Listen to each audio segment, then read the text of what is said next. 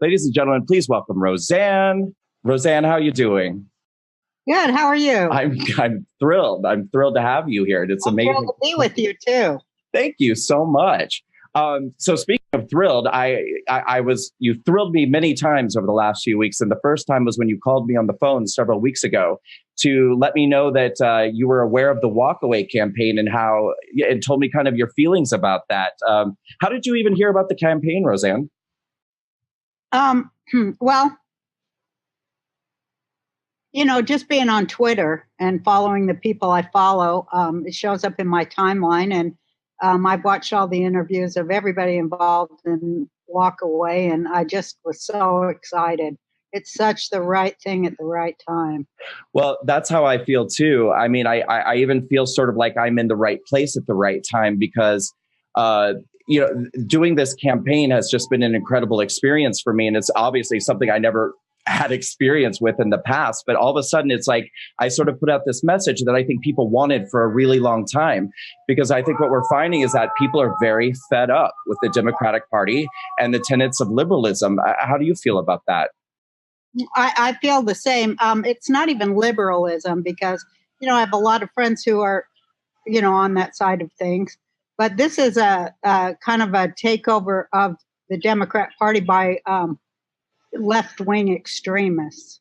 It is, yeah. And that's what people really need to know, that because if you see the things they say, it has nothing to do with citizenry of this country or how to make the country better, how to get jobs, how to have unions, how to have power to the people. It's the exact opposite of that. It's a lockdown, a mental lockdown. And they are using a lot of mind control techniques to get everybody afraid to stray or dissent. As I've always said, social media is kind of where the narrative is formed and it's passed. It's like that's how mind control works. And they manufacture consent, but they also manufacture dissent. And the dissent that they've manufactured in the name of, social justice, it's not social justice at all. It's Stalinism.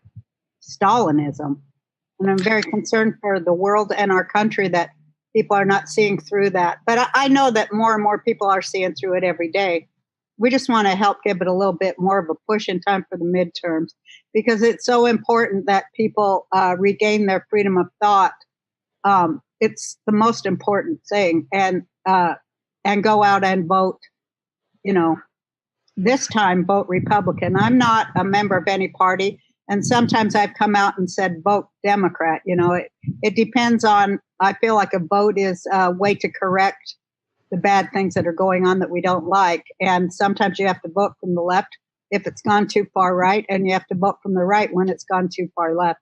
Because I think that the extreme strength of the American people is in the middle, and most Americans are in the middle, and they don't like either extreme, left or right. I love everything that you just said. I agree with you completely, because this is what we talk about a lot in the Walkaway campaign. Is one thing I say is Walkaway is a journey, not a destination. I don't tell people where to go. Now, I happen to have found myself after doing months, going on almost a year of research, that I now find myself in the Republican Party, something I never would have thought would have happened. Same here. Yeah, before. I mean, if you had told me years ago I was going to be a Republican, I would have thought that pod people had taken over and, stolen my brain. But you kind of touched on something, Roseanne, and I've heard you say this before. I believe when you were on the Jimmy Kimmel show, you said, and I couldn't agree more, I haven't changed. You all changed. And I mean, don't you think that's so true? This isn't about, so many people like to say to me, and I'm sure they say to you too, oh, well, you're embracing racism, you're embracing bigotry. My values have not changed. Right. Mine either. Exactly. I'm the same person, and I know that you're the same person too. It's the values on the left that have changed and what they're pushing for. I can't be a part of it anymore. No, I don't think any moral person can be a part of it. No educated and informed person can be a part of it. But you're dealing with mass mind control, and they control the narrative and all of the mainstream media. So if you are, and there's a large number of people who are, I hate to say too lazy, but they haven't made sure, they haven't vetted the stories, and that's why I like QAnon, because Q is trying to get us to vet every news story for ourselves, to do the research ourselves that's available, that they haven't so far scrubbed from the internet. And believe me, I've been in this kind of same movement, although it's sort of mutated, but they've scrubbed a lot of information off the internet and replaced it with, you can tell that it's just the establishment. Everything is the establishment. And people on the left, that they don't know that they are mouthing what the establishment tells them, is kind of sad, because there's absolutely no dissent there. And that's the death of the Democratic Party, in my opinion. I agree with you completely. And you use this term several times, mind control. Now, I know exactly what you mean when you say that, because I've had my own red pill experience. I've walked away. But, for people I think who are still on the left, they hear a term like that and they kind of roll their eyes and say, oh, conspiracy theorists, mind control. What are you talking about when you say mind control? Well, I mean, if you want to make it simple, I'm talking about a narrative. Right. That's not based on fact, that's not vetted, that comes from a small, I hate to use the word cabal, but just a small group of people who want things to stay the same. And apparently they think everything was great till Trump got in there. Right. So, they think everything was great. The fact that American Indians were not allowed to vote till 1948, they have no problem with that. They have no problem with Jim Crow, I guess. They have no problem with, classism per se in any way. They had no problem with it till Trump got in. And right there, that proves, I always call it a left-wing conspiracy theory. And it is. It's a faux left-wing conspiracy theory. And don't you feel that they've been particularly effective by, I always say that I feel like what triggers somebody on the left more than anything is social justice. People on the left love to feel like they are participating in righting a wrong. And it doesn't even matter to them whether what the perceived wrong is true or not true. No, that's proof of mind control right there. They do not care that it's unjust and immoral, and it is from top to bottom. Intersectionality is a complete Stalinist. I swear? Absolutely. It's Stalinist bullshit to keep people from knowing the truth, of speaking the truth, of networking together to stop the oppression of classism, of which racism is a symptom. Yes. And you used the term earlier, lazy, and I think you said sort of almost bordering on kind of complacent. But I think what happens is, you were talking about how social media is sort of where the collective consciousness begins. It's so true. I mean, it literally takes nothing more than somebody sending out a tweet or something saying, so-and-so is a racist, so-and-so is a bigot. Boom, you've got the whole pack mentality. They will latch onto that and just chew somebody down to the bone and destroy them based off of what they fail to notice, because they're under heavy duty mind control of the establishment. And believe me, the establishment knows about mind control. They know how to turn a phrase. It's beyond 1984 that they called Obamacare the Affordable Care Act, when it's just the opposite. They know how to use words and manufacture consent in their phony double speak. And, nobody is really talking about, so I wanted to talk about the anti-Semitism of this Democratic Party. And that is a new thing over the last 10 years, since September 11th, 2001. They have the establishment, and believe me, there's Republicans and Democrats in it, and they're really trying to lock down the way not only we see things, but the way we're allowed to discuss them. And so there's no freedom of speech. When Obama signed NDAA when he was in office, I said then on Twitter, this is the death of comedy. Yeah. It's called comedy because, now you are not allowed to say, just like any regular Stalinist government, when you say something that they think is offensive, they'll just ruin you. They don't think twice about it. Right. They do it as fast as they can. It's a reflex. They got to shut it all down because people are not allowed to know or to discuss in this country the anti-Semitism of the Democratic Party. Right. And that's my walk away moment. And was in 2012 when I ran for president, and I was the candidate of the Peace and Freedom Party, which is a socialist party. And all my life I was a socialist. I'm also Jewish. And when I was addressing the delegates all across the country, which I did by Skype because I wanted to have the first presidential candidacy that was all social media based. And I did.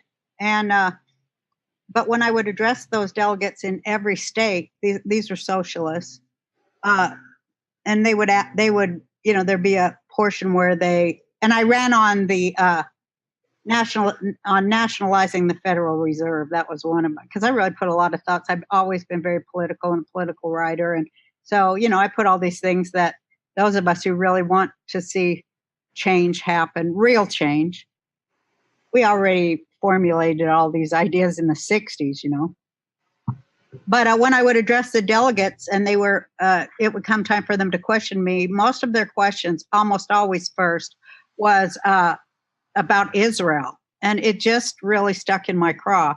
And it stuck in my craw big time in Florida because it was right around the time that Trayvon Martin was shot. And I wanted to address the stand your ground gun laws there.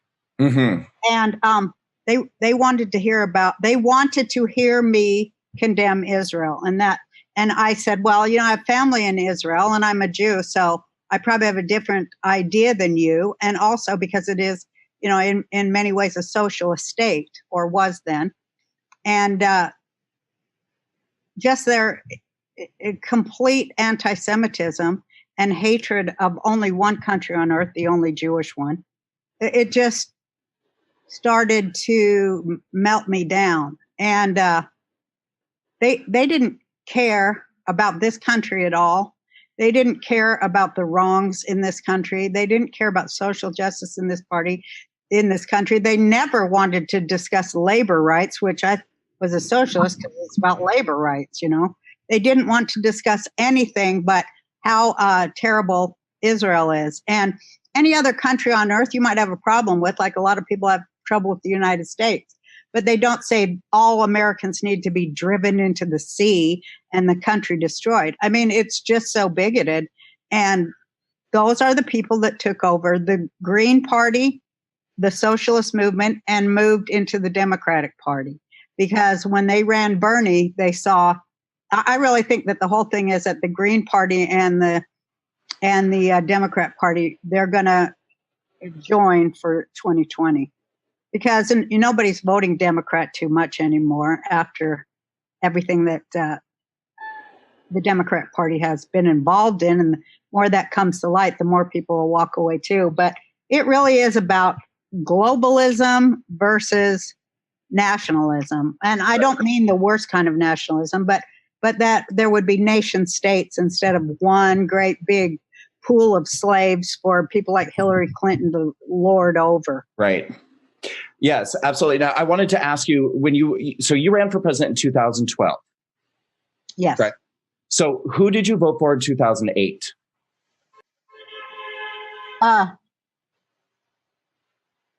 Did you vote for Obama? 2008, I was for Hillary. I preferred her over Obama because he always scared me. And then we had huge fights on the left over that. They pretty much booted my ass out of there because I was saying, well, Hillary at least is for, health care. She has some ideas of health care plan. And I didn't think Obama did. And Obamacare proves that he didn't. And you know how I spell it? Obamacair. And,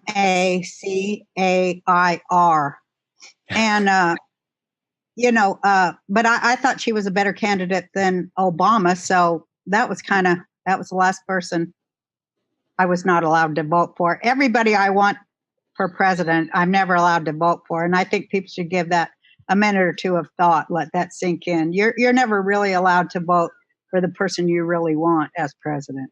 What do you mean by that? Maybe this time, maybe this last 2016, people really did want Trump, and he won, against all odds, because people wanted him that bad. My friend said about 5 years ago, he said, well, if the American people want Trump, they'll get Trump. That's and right. They wanted him that bad. Right. So in 2012, you ran. So how were you feeling about Obama by the time we were approaching 2012? What made you decide that you needed to run? Well, the first time that I heard that Obama had taken more contributions than any other candidate before him, including Hillary, so chew on that, but that his major supporter was the nuclear technology, money. Right. And I thought, my God, because I've always been for, getting rid of nukes, denuclear, as weapons anyway. Yeah. And I thought, this is really bad that he is beholden to that group. And I think, he's like a used nuke salesman. And that's how I always thought of him. Okay, so I was reading on Wikipedia here that you ended up, I preface that because I don't believe anything I read on Wikipedia, so I want to ask you about it.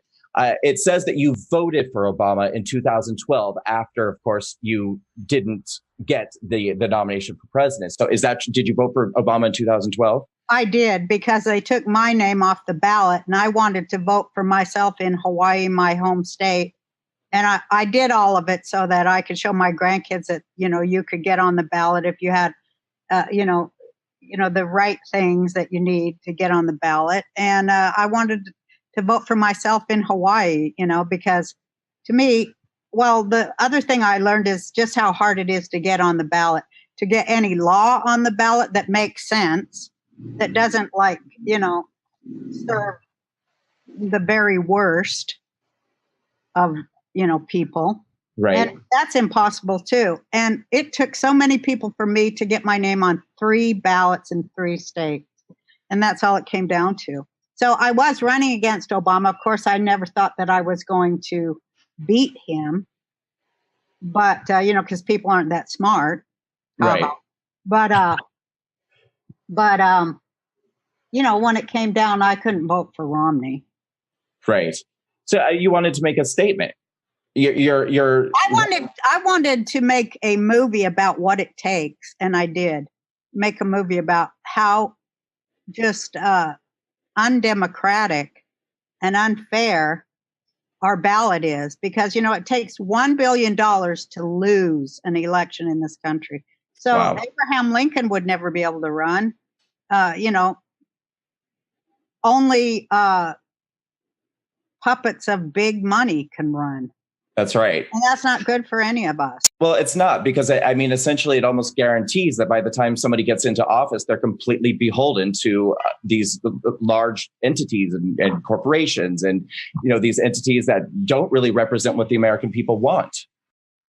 Well, I think it was Thomas Jefferson that said someday, his greatest fear was that someday business would control Congress rather than the other way. Right.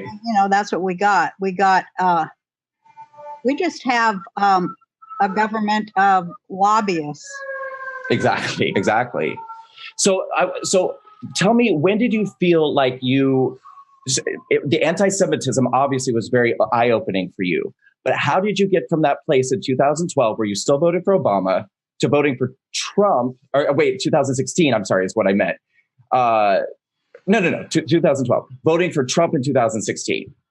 How did we get to that? That was 4 years of doing a lot of reading. And, it's hard to find real facts on the internet, but if you look really, really hard, and because I was on Twitter and I had so many followers, they send me information and links, and I just kept reading and reading and reading, and I read declassified stuff too.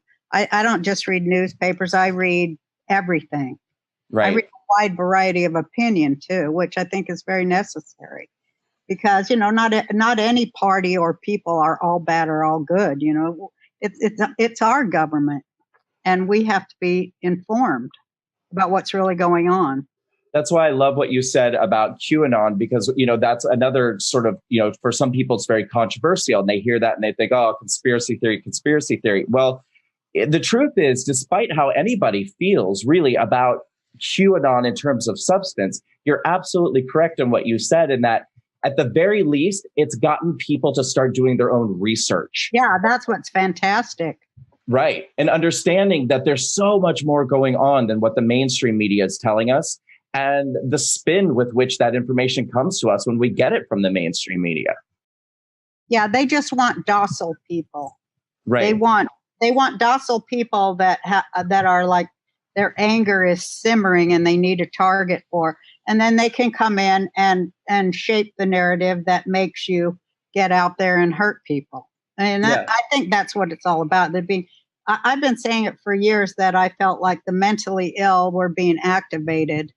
And I still think that way. And, I would tell especially young people, don't go. When they tell you to go, stay home, because they don't have your best interest. They just want you in their prison system, which they own. And, you're going to work for corporations for 16 cents an hour behind bars. That's their goal. And that is their goal. And that was part of my campaign in 2012 too, about 3 strikes you're out, and marijuana laws, and the need to legalize marijuana, because using those drug laws, that's where they got racial profiling and, sending kids to adult prisons and just locking us all down. They lock down our freedoms. And I can't believe that intelligent people will stand there and defend that. Will defend Bill Clinton for signing that. They'll defend the people who don't mean well for them, because they've been told that Trump is so terrible. But what about everything that happened in this country before Trump? That was okay. Right. Yeah. And I do think that Trump is he is somebody who can see a whole system and what needs to be changed in order to fix it. And that's why I liked him. I like that. The way I felt about Trump when he announced was, oh my God, I'm so excited. This guy is going to destroy not only the Democratic Party, but the Republican Party too. And I think that's a good first step. He's created another party that's in the middle and is more to the way people in this country really think, in the middle, the vast middle. Absolutely. It's that center again that I think that we're trying to control. That's away from the fringe left for sure, but also away from that swamp on the right that it's like that we need to get away from. And I think this is kind of a perfect. I think it's important for me to say, those guys all golf together. They all work together. One might have a pin that says Republican, and one might have one that says Democrat. But believe me, they're only in there to enrich themselves and their friends. They don't care about the American people. Nothing of the legislation till Trump passed by them had anything to do with the voter. Absolutely. Roseanne, I'd like to talk a little bit about your show, because back in, I believe you debuted in 1988. Does that sound correct? Yeah, in the fall of '88. Right, and so I remember. I'm a kid of the '80s, so I remember vividly. I actually remember watching the debut episode of your show, but to give people a little bit of context, I think Reagan had just left office or was just about to leave office, and in the '80s, what we had seen up until that point, the biggest hit shows on television were Dallas, Dynasty, The Cosby Show, basically a lot of shows that were good and a lot of fun to watch, but really didn't represent the American people at all. These were about wealthy people living lavish lifestyles and not something that the average American citizen, I think, really identified with. And then all of a sudden, around 1988, came a show called Roseanne. And I recall vividly watching that premiere episode in my basement. My mom, we were a very Connor kind of family. We were working middle class. both of my parents are not college educated. My dad is a cattle rancher. My mom was his bookkeeper. We lived in a very modest house, very modest lifestyle. And I remember my mom ironing the clothes downstairs as we watched that episode of Roseanne, and she was just dying. I mean, she was just saying, "This is great. This is great." And it was. I mean, we all, I think for the first time, we're like, wow, this really is something that looks like my family. And I think that a lot of people felt that way for the first time. Well, I felt that way because I used to watch TV as a kid and think that very same way as you. And I always thought I was going to be on television or wanted to be. And I was like, when I'm on there, I'm going to show what it really, really is. But, you know, it was a difficult thing because they don't, I'm fully convinced that still in television, they don't like people like us. They don't like their audience, and they never wanted to have somebody who was of that audience on their stations. And that's the truth. Right. Well, that's certainly gotten worse, I think, in the climate that we're in today. Because, you know, what's so interesting is there's that parallel there where the first time you came out with Roseanne in 1988, you gave a voice to the American people who weren't represented, who were finally seeing a representation of their lifestyle, their problems, the issues that concern them every day. They were seeing this for the first time. And it wasn't until the second iteration of Roseanne this year that it was the same thing all over again, finally. And it wasn't just a matter of the working class. Yes, it was the working class. And yes, it was that the Connors represented these problems. But let's be honest. We were finally seeing people who were expressing the voice of a Trump supporter on a television show. We've never seen that before. And you know, you'll never see it again. And we'll never see it again. Now, before we talk, because I want to kind of get into this, but I'd like to, if you don't mind, show a few clips from the show, Roseanne, and give them a little bit of context, because I'd love that. We're going to do it because we all know about the tweet, the Roseanne tweet. I talked to you on the phone, and one thing I told you is that we are not going to have you come on this show and have you defend yourself and have you plea for the American people to forgive you and apologize. If you want to do that, that's fine. No, I already did that. Yeah. I did that to everybody whose feelings were hurt or who misunderstood me. But the fact is they did misunderstand it, and it's time for them to apologize to me. That's how I feel. I love it. I love it. I love it. Yeah, because, you know, the thing is, I want to make very clear too, you know, this isn't like a typical talk show. I'm not an objective journalist, obviously, but I want to be very clear going on the record as saying, I support you, Roseanne.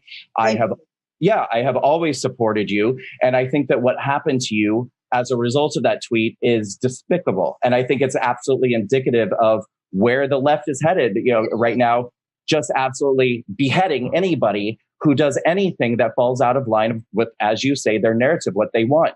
You expressed the voice of a Trump supporter through a character on television, and it was their mission to kill you. And so now that I look back, I'm like, you know, it was always going rough, but I ignored it because I felt love for the people I was working with at that time, you know, and right. It didn't occur to me that, you know, I mean, they begged me to come back, and they kept saying, oh, this time it'll be different. You'll be given the respect you were denied. We have your back. Let me tell you, when you hear that term in Hollywood, run for your life. Good advice. Yeah. All right, let's take a look at these clips, because I want to give a little context and say that since your tweet came out, you have been branded a bigot. You've been branded a racist. You've been branded a hater, a hateful person. And so let's take a look at, and let's make very clear to people too, something that's always been different about the Roseanne sitcom is that Roseanne was not an actress who showed up for work every week and read the lines that were given to her and then clocked out and went home. Yeah, she wrote them.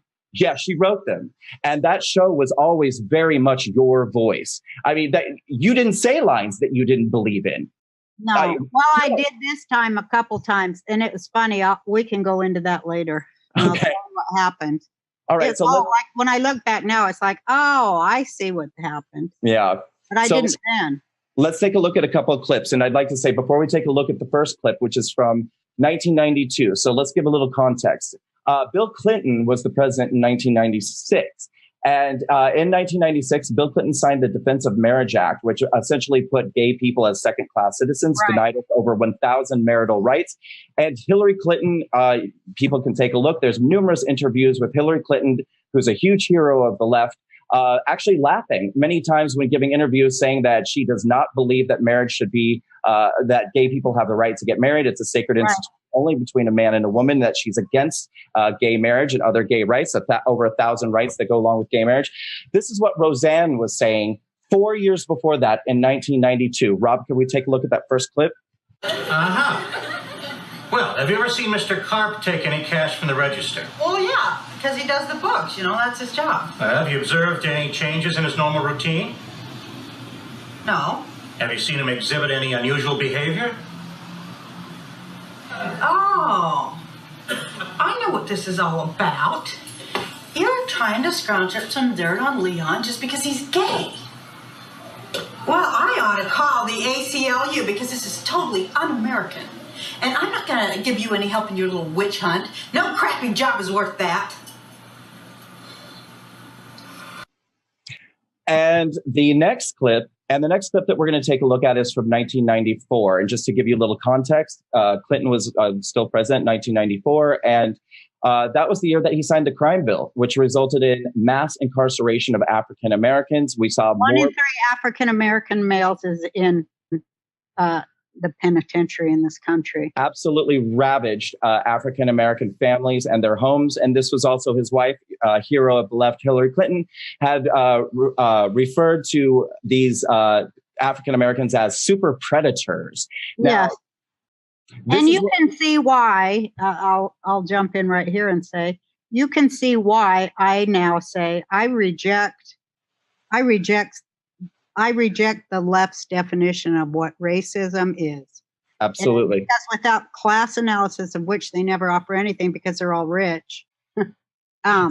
Roseanne, let's take a look real quick at what you were saying in 1994. I'm just saying I don't accept their definition of me as a racist. I don't accept it. So let's move on now. Let's take a look at that clip. No matter what it is, you can tell us. Is it because she's black? It is, isn't it? Well, you'll be mad if I say yes. No, we won't. Yes, we will. I didn't raise you to be some little bigot. I just don't want to kiss her. Hey, black people are just like us. They're every bit as good as us, and any people who don't think so is just a bunch of banjo-picking, cousin-dating, barefoot embarrassments to respectable white trash like us. You're overreacting. DJ, if you don't want to kiss this girl, your mom and I won't force you to.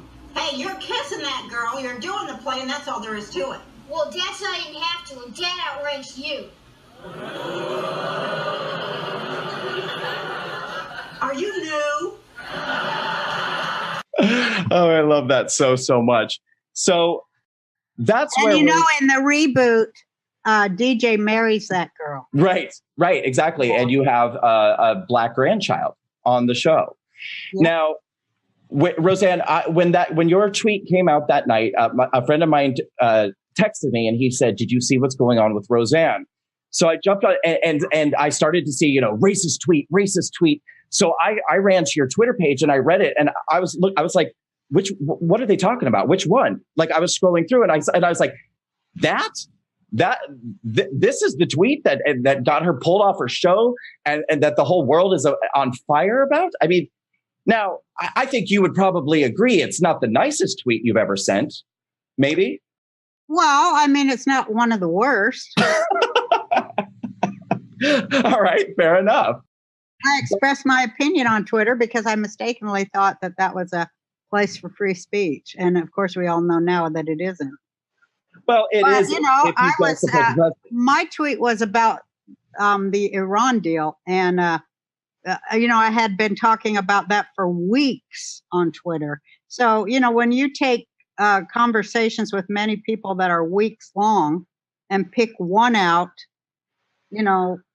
something's up. Well, but we had already been talking about Valerie Jarrett as the author of the Iran deal and what the Iran deal meant to Israelis and to American Jewry and to worldwide Jews. And we weren't happy about it. And that was what I was expressing. I just it was a, you know, when I wrote it, I thought, oh, this is really going to be good. And I thought, oh, this is really going to wake people up as to, you know, the whole thing that's happening in Iran, because there's a people's revolution going on there. And our mainstream media never, ever mentions it. They take any criticism of the Obama administration as cause for censorship. And their reactions to things are just so basic at this point. I mean, it's like any excuse that they can find to call it racism, homophobia, transphobia, whatever. And then you're just done. You're cooked. And I get, where's the voice of, you had the #1 show. I mean, what was it? More than 20 million viewers watched this new 28 iteration. million. 28 million. And then, you know, like I say, you know, it wasn't, now that I see their thinking and what happened to me all along, that I wasn't really being conscious of because I was working so hard. No, they probably never wanted my show at all, but Bob Iger wanted it, and he kind of forced ABC's president to take it, and I don't think she ever wanted it. And that's clear to me now, looking back. You know, so I was always in a tough position there. So now we know that the show is coming back without you. Yeah. What's going to happen to Roseanne Connor? Oh, they killed her. They killed her. Yeah, they had her die of an opioid overdose. So it wasn't enough to just do what they did to me. They had to so cruelly insult the people who loved that family and that show. They had to cruelly insult them. And that's what they chose to do. So there's nothing I can do about it. It's done. It's over. There's no fight left. I did what I had to do to save my own life, and I did it. Don't you feel, or do you feel, like the way that they've written your character out is a message that's being sent to the American people? Killing Roseanne, killing a Trump supporter. What do you think? Yeah. Do you think there's a symbolism there? I do, kind of. Do you? Yeah, I think big time. I think that it's ominous, I think, warning to a certain degree that they're giving us. Look what happens if this is how if you think wrong. Right, I think so. Yeah, we'll ruin you. We'll libel you. We'll take your life's work. And you know, I'm really surprised that many more comedians haven't defended me, because they have to know, as do all artists who work in the medium of television, that with one tweet that they misinterpret, mischaracterize, and fixate on, they'll take your work. Well, but let's be real. I mean, we're seeing these performers all the time say the most outrageous things, much worse than anything that you said. But if it's a leftist point of view, they laugh, they cheer, they'll get on the late night talk shows, they'll revisit it there. I mean, that's mind control. Yes. Yeah. And it's a mind control that manifests itself as a double standard. And, right. But. Right. But the left does not, the worst fear of all fascists is dialogue. That's why I wanted to come back to do my show at the time I came back to do it, because I wanted to show that, you know, dialogue that's real. That's what people do. There are families all across America who voted for both candidates and have disagreements, but they don't try to destroy each other. They just find common ground, come back together, and continue on the work of improving things. And that was why I thought, oh, this is such a great time for that message in our country. And, you know, I think the numbers prove that it was, and that people agreed with it. Yeah, the numbers definitely prove that it was. And as we just said, I think that killing that character, in a way, what they're saying is that they're killing that voice. They're killing the voice of the American people. The 28 million people were tuning in to see and hear their own voice being represented. And they're saying, nope, we're not going to do that anymore. Now, you said that you did say some words in this new iteration that maybe weren't your voice. Do you want to talk about that at all? Oh, I mean, if I ever talk about the whole thing, I do want to talk about it, but I'll try to do it briefly. The first thing was the first thing where I felt that I was up against something huge was the first time that we did a press event for ABC for the show. And they had the whole family come out. We sat on the couch, and we were told that we were going to answer questions about the show, right? Mm-hmm. And I never wanted to be out there alone because I knew it would all be about me and things I had said about the election. Well, so now the same presidents that canceled me were standing there, and we're talking about presidents of a big network that at any point can step forward to go, we don't really like this line of questioning. We're here to discuss our new show. But they never did. And it seems so coordinated now. The first 5 questions were from African-American journalists. And this was the first question, 1 through 5, all 5 of them. How can you, who were this person who was, against racism, against homophobia and all the isms, somebody who stood for justice, how could you now embrace racism and a racist president? And I would say, well, that's your opinion, and I don't agree with you. So then he'd sit down, and then the next one stand up and say the very same thing. And the presidents of ABC could have said, let's move on to talk about the show. And John Goodman said, they're trying to crucify you. And finally, and my fellow cast member, the other producers, said, don't say anything, don't say anything. So I didn't. I just said, well, that's your opinion. You're entitled to it. But by the 5th time, I was very angry. And this woman that was a woman, and she said all that too about racism. And I said then, and I think this really made them angry, because anytime you express an alternative view to leftists, they get angry. Yes. But I said racism, the reason I didn't vote for Hillary Clinton is because of Haiti. Do you know anything about Haiti? If you're talking about racism, and they became irate, and they just stood there giving me their evil eye the whole time. And then they started asking about the show. What's it like to be back together after 20 years? But I feel like afterward, that was kind of coordinated. It was too perfect not to be coordinated.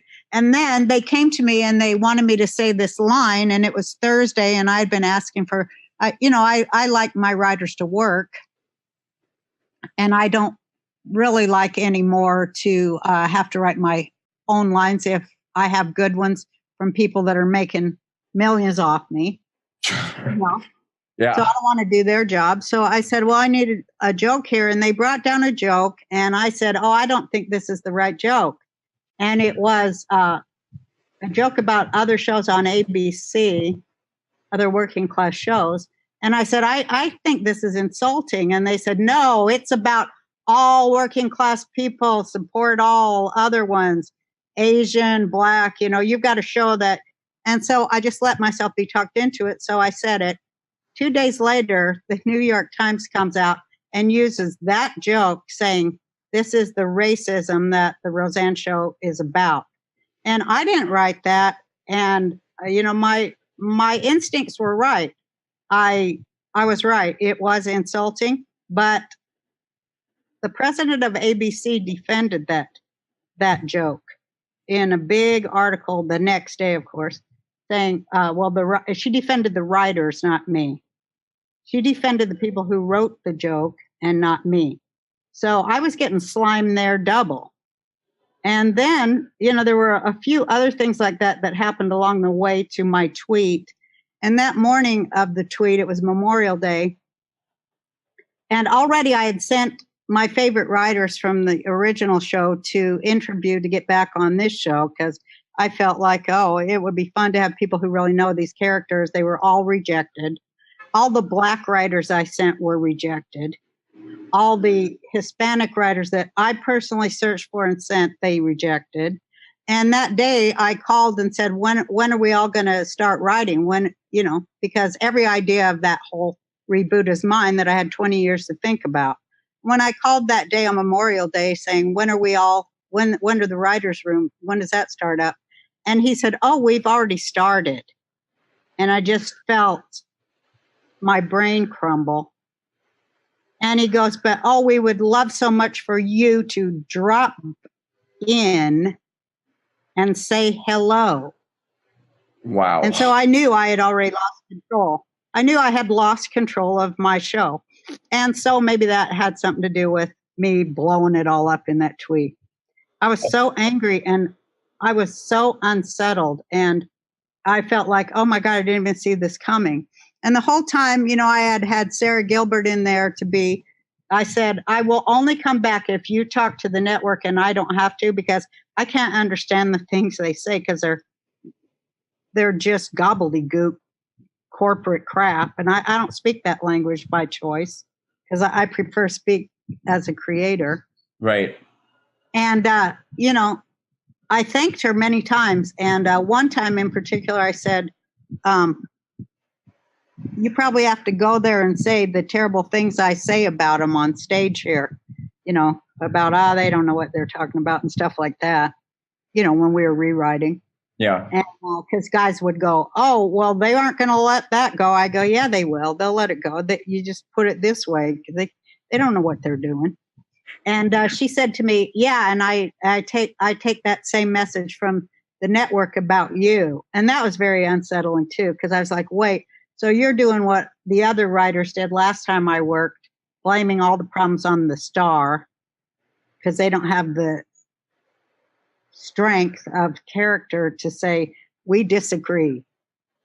They go, oh, yeah, that's just her. She's all, you know, I know what they do because I have people on the other side, too. Don't think I don't have spies. Been in show business 30 some years. I have spies. Trust me. And they're high level spies, too. But putting it all together, it was like I don't think they ever really wanted me to come back. They just wanted that show and me to do what I was told. And as I've said from the beginning, I'm not that girl. You need to hire somebody else. Roseanne has never been that girl. No. Yeah, you know, and that's what we love about you, Roseanne. I mean, that's one of many things that I think people love about you is that you really have always been a fighter. You've always been a survivor. Yeah. You kind of have that lion's heart that I think that so many people identify with, and it's you were a voice for so many people who didn't have a voice, and I think that they felt so much love for you because they knew that you would fight for them. And well, they didn't want me to have a multiracial family, and they didn't want me to have a son that was in the military. And because they didn't want anything about veterans either. And, you know, I've been living a real life since I went off TV. You know, I've been farming and stuff like that and just living a real life with my family. And of course, that's when you're a farmer, that's what you see. That's who you're hanging out with and your neighbors and people who've lost children. And I just thought that was the strength of spirit and the strength of character of the American people that I've always tried to put on television and to honor, so that for once when people watch TV, they go, this makes me feel good about me and who I am and my family. We don't wear designer clothes and we don't this and that, but we are the salt of the earth. And they don't think we're the salt of the earth. And, you know, I'm very upset because I feel like they insulted my audience too. For everybody who doesn't hate Trump's guts, right? They insulted all of us, and they insulted me in order to insult them. I was just the tool they used to knock them down. Yes, you were the proxy. You were the vessel. You were, yeah, exactly. And you know, the show was starting to develop a storyline there, I think, around the finale, where it appeared that Roseanne was possibly going to have an opioid addiction issue or something was going on there. Now, we know. Well, we had that show. I wanted to do that. That was, of course, my idea, too. But, you know, because there's so many people my age, it's a real problem in America. Yes. And so we wanted to address things so that were real. And, you know, I had knee surgery and I took a lot of pain pills, too. And, you know, that was 3 years ago. But, you know, I have to say there was a bit of a fight for me to quit and get off it too. So I wanted to put that into the show, but I never was going to have Roseanne Connor die of an opioid overdose. It's so Right. cynical and horrible. Yeah. I mean, she should have died as a hero. Yeah. Or They not really at all. wanted to kill me off, Yeah. or not at all. Yeah. But that Channing Dungey on she told Tom Warner, the producer of the Roseanne show, that that there would be no way I could have any contact with my own creation, any word about it, any say about it, or they wouldn't do it. So they went far beyond just firing me. Yeah. Can I ask you about, if I may, and you don't have to answer if you don't want to, in terms of your castmates, do you feel betrayed?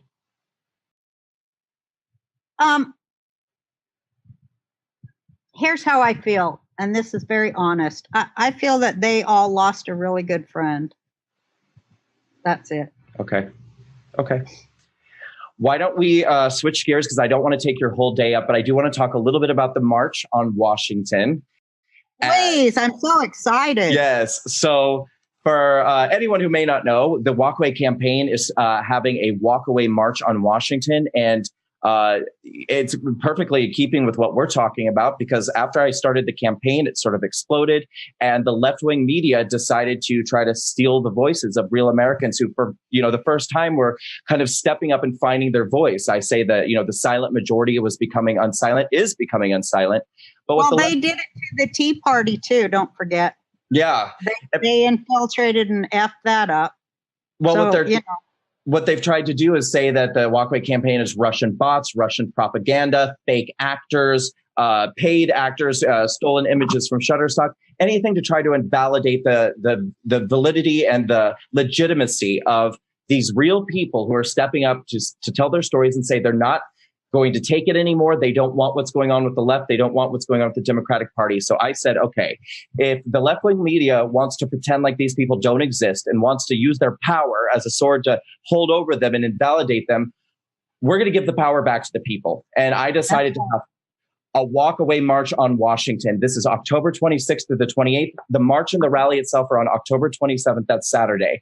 We are going to get, I hope, tens, if not hundreds of thousands of people to collect. We are going to be marching from the DNC to our nation's capital, a stunning backdrop in front of the Capitol. We're going to have an amazing rally and speakers. Roseanne, it's going to be an incredible, incredible experience. And I think it's going to be very powerful going into the midterms. What do you think about it? I think it has the potential to be the most powerful thing that's ever been said by people like us who are loving people who don't want to see our country sold out to the highest bidders, who actually hate our guts and hate our Constitution, and hate women, and hate gays, and hate Jews, and hate Black people who are conservative, and hate. That's the mind control of hate. And I just pray. I'm going to be praying, and I have been praying. I'm praying all the time for people to just listen, show up, get off that plantation, walk away from Egypt into, a whole new land where we can remake everything. There's nothing we can't solve. Once we turn off the mind control and get our free thinking back, our facts, our data, and reality, and speak to each other with human dignity. That's it.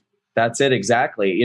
Is there a message that you would like to send? I know you and I have spoken on the phone, and you've told me a lot about where your heart is, and that you're very concerned about the Jewish community. I mean, there's so many communities that we're concerned about, but is there a message specifically for the Jewish community that you'd like to say in terms of what the Democratic Party is about, or the leftists are about? Anything that you'd like to say in terms of a walk away message to this community? Yeah.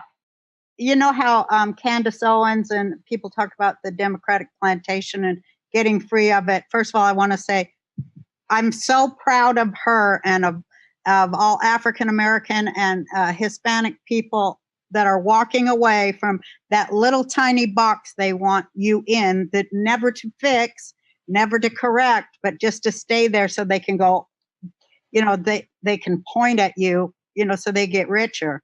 But so I'm very proud of them. And, I'm just so happy for them. And I wish that for Jewish people too in the Democratic Party, because they're still under intense mind control there, and it's all been turned around on them. And I just hope for the added awareness they get of how their being Democrats is hurting other Jewish people all through the world, and they need to be aware and walk away from the Democratic ghetto.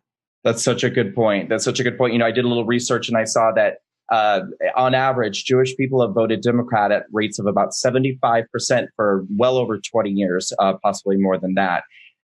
And that, you know what that got us? That got us the Iran deal, where Jewish people who escaped Europe for safety after a Holocaust, after a genocide, are now being threatened with genocide daily by the mullahs in Iran. That's what the Iran deal got the Jewish people and the Jewish Democrats of America. Right.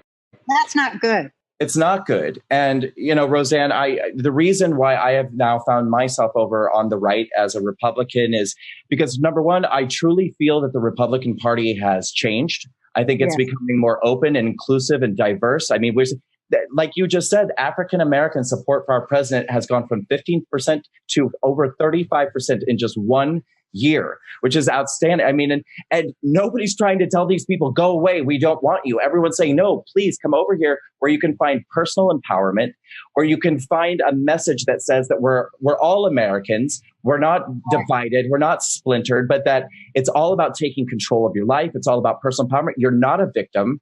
You're not a victim. Right. You are an American who has the power and the ability to be what you want to be and do what you want to do. And what's so great about America, it is that, I mean, in our collective unconscious anyway, that this was the great melting pot where people of diverse looks and nations, but let's also remember, diverse opinion is what built America, plus a lot of slavery. But diverse opinion has carried it forward, and it needs to continue to go forward. And the only way we can do that is by speaking to each other and coming up with a new plan. One group of people of a certain skin tone cannot make a plan for the rest of America. It has to be all voices, and we have to all agree. And it's not that hard to talk or agree. I mean, I tried to show that on my show. It's not that hard. We have more in common than we have not in common. We just have to focus in on that and see how, by dividing us, they have conquered us. That's right. That's absolutely right. As a closing statement, Roseanne, is there anything that you would like to tell the audience that you would suggest for anybody who maybe has been feeling comfortable for a while in the Democratic Party and has been feeling like, whether you want to call it liberalism, leftism, progressivism, whatever you want to call it, but who are feeling like something is not right here. Something is, and I don't know what to do because I feel like all my friends and my family and my coworkers expect me to think like they think, but something's not right here. What would you tell them? I just, there's a lot I would tell them. Just continue to read and read a wide variety of sources, not just one opinion. Get a lot of different opinions. Think for yourself. And I think the biggest thing I would say is let freedom ring. Let it ring. Let it ring off everything. And that starts with freedom of information. Absolutely. I love it so much. And you know what? You're not alone. To all of those people, you're not alone. There are many other people who are feeling the same way you're feeling. And with something like the Walkaway campaign, you can find a whole network of support of other people who, like you, want something better and don't want to be a part of it. And it's very fresh. It's very fresh. You're not going to hear a bunch of old, tired rhetoric in this movement. Oh, You're going to hear, what can we do? You're going to hear that for the first time, maybe in years. What can we do together to help our fellow Americans? I mean, it goes back to Kennedy. Ask not what your country could do for you, but what you could do for your country. You can walk away. You can walk away from mind control and bigotry and Stalinism. We want freedom. We want freedom.